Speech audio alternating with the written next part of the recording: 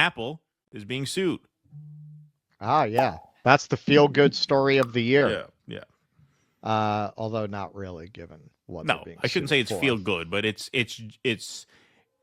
they had it coming. It's They had justice it of a coming, sort. yes. Yes. Yeah, that's interesting. Apple is like the one company that seems to stay out of the fray politically. Right. You don't see Tim Cook running down to Mar-a-Lago, but at Right. the same time, you really didn't see him going to a Harris fundraiser either. No. They just kind of stay out of it. No. They do Um, things very simply. They don't discount their products. That's part. I did actually when I was getting an economics degree, which I never finished. I did a report on Apple, and part of their business strategy is just very, very simple. We have a limited product line. We charge what we charge. No sales, no discounts, no this, no that. And that's it. And that reflects in their relatively like apolitical presence. so Apple accused of using conflict minerals. The Democratic Republic of Congo has filed criminal complaints in France and Belgium against subsidiaries of the tech giant Apple, accusing it of using conflict minerals.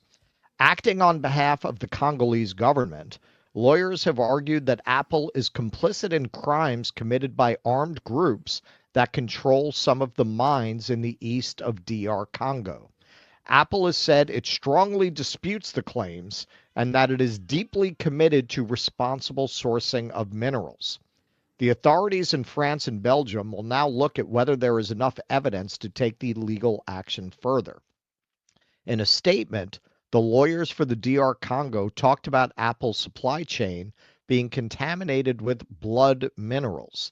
They allege that the tin, tantalum, and tungsten is taken from conflict areas and then laundered through the international supply chains.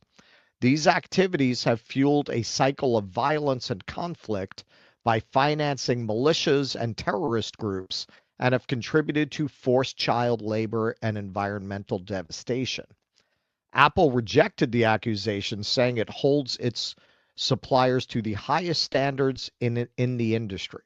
A spokesman told the BBC, quote, as conflict in the region escalated earlier this year, we notified our suppliers that their smelters and refiners must suspend sourcing tin, tantalum, tungsten, and gold from the DRC and Rwanda.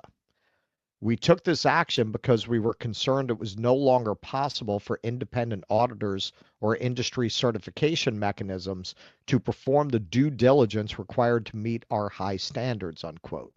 The east of DR Congo is a major source of minerals, and the global thirst for them has fueled war there for decades. Rights groups have long alleged that large quantities of minerals from legitimate mines, as well as from facilities run by armed groups, are transported to neighboring Rwanda and end up in our phones and computers. Rwanda has in the past described the Congolese government's legal action against Apple as a media stunt. It has denied selling any conflict minerals to the tech company.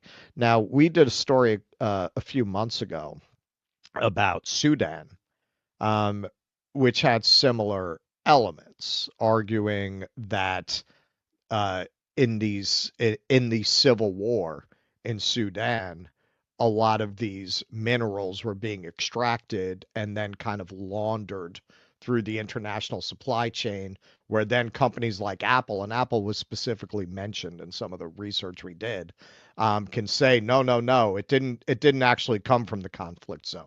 They just launder it and have it come out a country that's approved for export. Um, so yeah, that's another element in this region. Sudan specifically, again, very similar situation. It was on the list of the 7 countries that Wesley Clark mentioned, and we talk about it as part of the Zionist project. But this is an element that's not as often discussed, that destabilizing these countries and keeping them poor is in the interest of our manufacturing, because we're able to keep the prices from being what these minerals are really worth. I mean, the same reason we destabilize the Middle East, so that we can have more control over the manufacture of oil and the distribution of oil.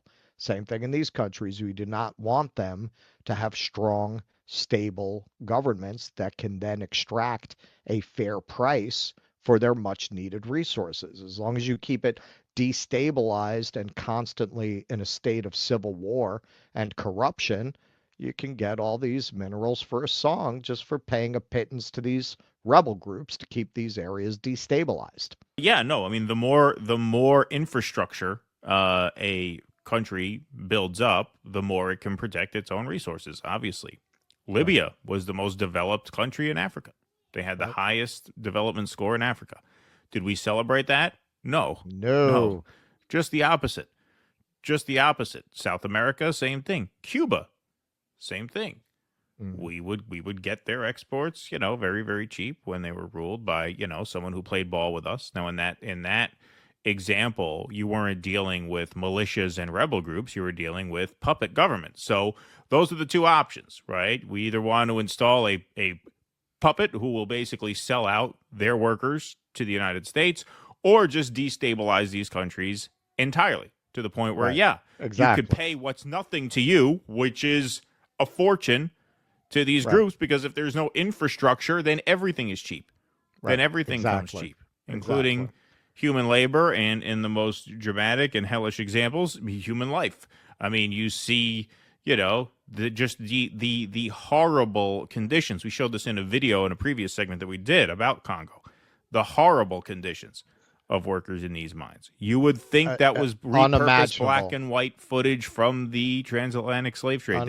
You would Unimaginable. think that, Child labor. yeah, The children running back and forth with the equipment yep, in pouring rain and pollution, right. unbelievable degradation and deprivation. I What do just you ordered think a book. video A of the lot transatlantic slave trade would look like if we had would it look back then? like. It would look Right. exactly like that. Well, Yeah, and then they're going to go out there in the media and they're going to blame the victims. right. They're going to talk. This is where there is an inherent. We're going to talk a little bit about the Luigi Oni so white thing a little later on, and that really gets into how the media covers white criminals, according to some. Where you really see racism in media coverage is the way they cover the political situations in these countries without ever mentioning our hand in destabilizing their countries. There's an inherent racist assumption. These people just can't get their act together. Right. Exactly. No, there's no reason behind that. They don't say it, but the underlying implication is they're backward. Right? They're Exactly. backward. They're flawed. They don't know how to govern themselves. Um, they're never going to tell you on CNN, well, what does the CIA do in this region? Exactly. Please clap.